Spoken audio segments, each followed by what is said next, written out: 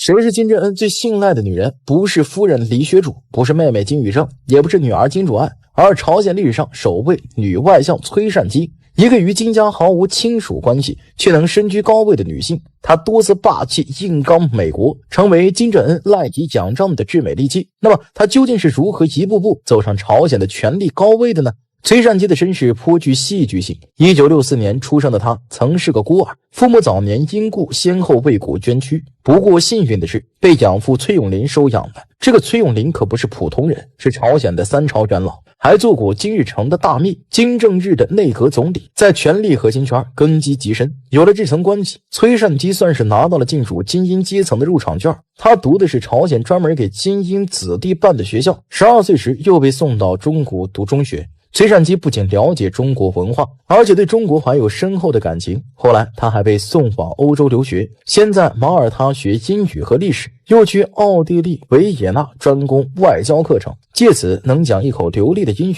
这种教育履历在当时的朝鲜女性里堪称凤毛麟角。20世纪80年代，她顺理成章地进入外务省的北美局和美国研究所，参与朝美对话。他从最基础的研究员做起，每天研究美国政策，一点点攒下对美事务的底子。而真正让崔善姬站稳脚跟的是那些没人愿意熬的翻译岁月。1992年第一次朝核危机爆发，他被选进谈判代表团当英语翻译。别以为翻译只是传话筒，他要做的是精准传递朝鲜的立场，还要在现场捕捉美方发言的漏洞，甚至得悄悄给己方谈判代表递纸条提建议。2003年到2008年的6方会谈，他直接成了朝方的首席翻译。那可是牵动全球神经的谈判，每次开会都要从早到晚连轴转，美方的每句试探，韩方的每处含糊，他都得一字不落地记下来。会后还要整理成详细的备忘录给高层参考。2009年克林顿访朝，2010年卡特访朝，这2次重要的民间外交都是他全程做翻译。这些年里，他见过太多谈判桌上的尔虞我诈，也摸清了美国政客的说话套路，哪些是真底线，哪些是装强硬，哪些话里藏着让步的空间。他从不炫耀自己流利的英语，也不在会场抢风头，就安安静静做好本职工作。可外务省的老人都知道，这个女翻译比很多研究员都懂谈判的门道。你觉得这种潜伏在一线的积累，比起那些靠关系空降的人，是不是更扎实？崔善姬的晋升之路，每一步都踩在了朝鲜外交的关键节点上。2010年，他升为北美局副局长，这时候他已经在对美事务里摸爬了近20年。2016年当上北美局局长后，他开始频繁出现在各种半官半民的对话场合，一会儿去瑞士日内瓦见美国前核问题顾问，一会儿去挪威和6方会谈美方团长闭门会晤。这些非正式的接触看似不起眼，却帮朝鲜摸清了美国不同派系的态度，为后来的高层对话铺了路。2018年，朝美关系出现缓和迹象，他立刻被提拔为外务省副相，直接负责朝美工作会谈。2019年更是他的爆发年，先是升为外务省第1副相，接着当选最高人民会议议员，最后成了国务委员会委员。这个委员会是朝鲜的最高决策机关，她是里边唯一的女性成员。更关键的是，当年的金特会，她是背后的实际操盘手之一。从会议地点的敲定、谈判议程的设置，到双方核心诉求的斡旋，每一个细节她都亲自过目。会谈结束后，全世界都在猜朝鲜的下一步动作，他却躲在幕后，赶紧制定后续方案，连接受采访的时间都没有。这种干实事不张扬的风格，是不是特别对金正恩的胃口，能让金正恩真正放心把外交大权交出去？崔善姬靠的绝对不是资历，他有个外号叫美国通，但他的厉害之处不是懂美国，而是能拿捏美国。2019年9月，美国国务卿蓬佩奥批评朝鲜试射导弹，他直接发表公开谈话回怼，语气强硬又不失分寸。没过几天，他又主动释放信号，说愿意和美方在9月下旬磋商，但撂下一句话，要是美方再拿出过去的老一套，朝美往来就此而终。这种打一巴掌给个甜枣的节奏，把美方的心态拿捏得死死的。他谈判有个特点，从不一开始就亮底牌，而是一点一点的递条件，观察对方的反应。美国要朝鲜先契合，他就坚持先解除制裁，每次都能精准卡在双方的平衡点上。2023年，七国集团外长发布涉朝声明，他直接抨击这是干涉内政。美国给乌克兰送集束弹药，他马上代表朝鲜谴责这种冒险行为。这些表态看似强硬，实则都精准呼应了朝鲜的外交战略。你想想，一个能把国家立场转化为精准外交动作的人，哪个领导人会不重用？崔善基的印记里藏着朝鲜外交的生存智慧。2024年1月，他访问俄罗斯，不仅见了拉夫罗夫，还得到了普京的亲自接见。会谈时，他明确表示，朝鲜毫不怀疑俄罗斯会在俄乌冲突中取胜，还说会永远站在俄罗斯同志这边。这番话看似是站队，其实是在为朝鲜争取更多外交支持。同年9月，他又去中国，没聊太多客套的传统友谊，直接把重点放在亚太局势上，跟中方交换对朝美决裂的看法，还透露了朝鲜希望外部松绑的想法。这种一边严格一边稳中的布局，让朝鲜在国际制裁的压力下依然保持着外交主动权。他甚至会利用一些细节拿捏对手，跟美韩谈判时从不大张旗鼓，而通过闭门会议的备忘录、非正式场合的表态，一点点试探对方底线。外务省的人都说，跟着他做事心里有底，再复杂的局势他都能理出脉络，遇到突发情况也能当机立断。这种既懂战略又抓细节的能力，在外交场上是不是比单纯的强硬更管用？最让人佩服的是，崔善基在男性主导的朝鲜权力体系里，硬是靠实力撕开了口子。朝鲜高层历来以男性为主，女性想往上走难如登天，更别说进入政治局这种核心圈子。但他从翻译做到外相，再到2024年12月补选为劳动党中央政治局委员，每一步都走得扎扎实实。他从不标榜自己是女强人，穿衣服很简单，出国访问不但多于随从，文件都是自己亲自改。外务省的年轻人愿意跟着他，因为他不搞官僚主义，只关心事情能不能办成。他也从不谈权力光环，老同事记得他最常说的就是方案再细化点，再想想美方可能的反应。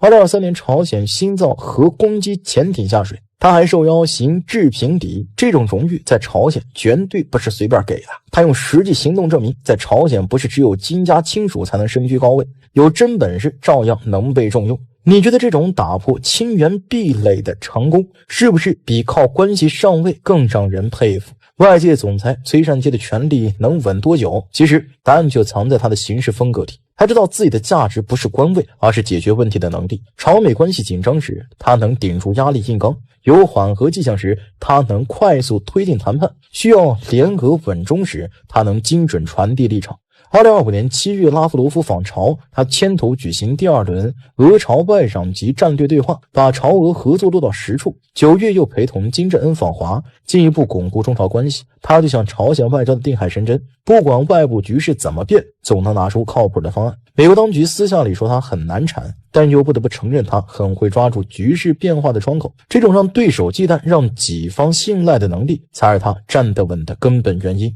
金正恩对崔善基的信任犹如坚固的基石，支撑着朝鲜外交的大厦。这种信任并非一朝一夕形成，而是在长期的工作实践中，通过崔善基卓越的工作表现和与金正恩高度契合的外交理念逐渐铸就的。在工作上，崔善基展现出了非凡的专业素养和敬业精神。他对国际政治局势有着敏锐的洞察力，能够迅速准确地分析复杂的国际形势，为金正恩提供及时有效的决策依据。无论是在朝美谈判中，还是在与其他国家的外交交往中，崔善基都始终坚守朝鲜的国家利益，以坚定的立场、出色的谈判技巧和灵活的应变能力，为朝鲜争取到了最大的利益空间。他在谈判桌上的坚韧和智慧，让对手不敢小觑，也让金正恩对他的能力深信不疑。从外交理念来看，崔善基与金正恩高度一致，他们都坚信朝鲜应在国际舞台上保持独立自主的地位，坚决捍卫国家的主权和尊严。在面对外部压力时，崔善基始终与金正恩站在一起，坚定地执行朝鲜的外交政策，以强硬的态度回应外部的挑衅。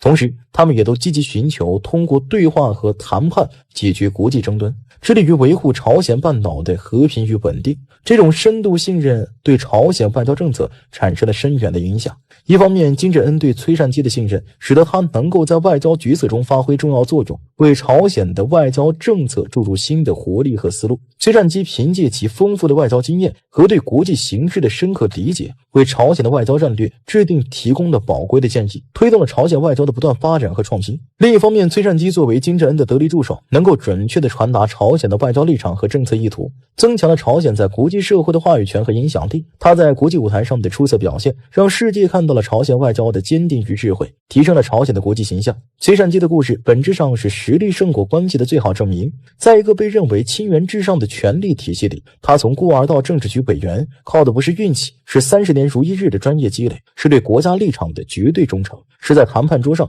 练出来的真本事。他告诉我们，不管在什么环境里，真正的核心竞争力永远是别人离不开你的能力。权力从来不是靠身份换来的，而是靠解决问题的本事挣来的。你觉得崔善基的外交风格能帮朝鲜在复杂的国际局势里拿到更多主动权吗？考虑到普京将出席中国阅兵，欧盟外交官正在探讨集体缺席的可能。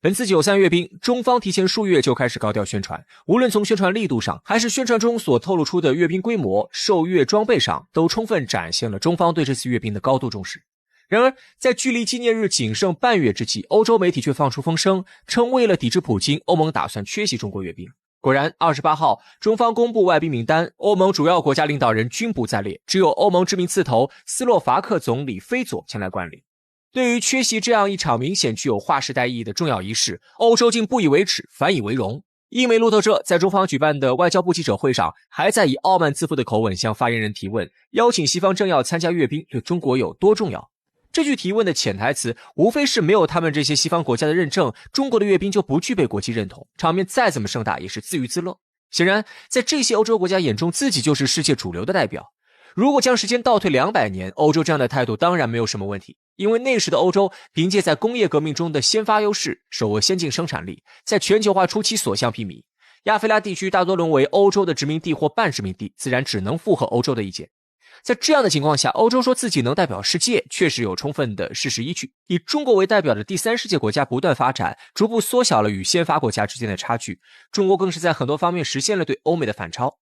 对于世界形势巨变，欧洲却仿佛全然不知，依旧按照冷战时的那套法则行事，以为绑定了美国就能够确保自己的安全和法则。错办世界局势，错选发展方式的后果，就是进入21世纪后不久，欧洲的发展就开始停滞乃至于倒退，欧洲的国际话语权也随之不断下降。在世界局势和平稳定的时候，欧洲还可以粉饰太平，掩盖自身影响力衰落的现实。但随着俄乌战争爆发，欧洲在事前劝不住俄乌别动手，在战争期间把自己的现役装备都给出去援乌，也没能阻止俄军在战场上取得优势。在谈判时还被俄罗斯和美国无视，没法上桌。如此一来，所有人都看清了欧洲的虚弱本质，只有欧洲自己始终没有认清自己的真实地位，依旧以世界的中心自居。面对美俄媾和的情况，欧洲明明根本无力改变现实，却在中间百般阻挠，千般叫嚣，试图以舆论压迫美俄接受欧洲的意见，让欧洲参与对乌克兰的瓜分，甚至还想要分最大的一份。对自己的大腿美国和被事实证明能够给欧洲造成安全威胁的俄罗斯，欧洲尚且是如此态度，更何况是远在万里之外主张和平发展的中国。哪怕中国事实上已经是欧洲的衣食父母，欧洲在面对中国时依旧充满了优越感，以至于会做出上门要求中国配合他们按住俄罗斯，好让他们腾出手对付中国的离谱事。更有甚者，他们根本没考虑过中国会拒绝他们无理要求的可能，所有对未来的预案都是基于中国接受的前提所做。当中国明确告诉他们中国不会对未来欧洲的要求就做损害自身利益的选择时，欧洲竟大为震惊。但震惊之余，他们丝毫未做反省，继续要求中国必须在俄罗斯与欧洲之间二选一，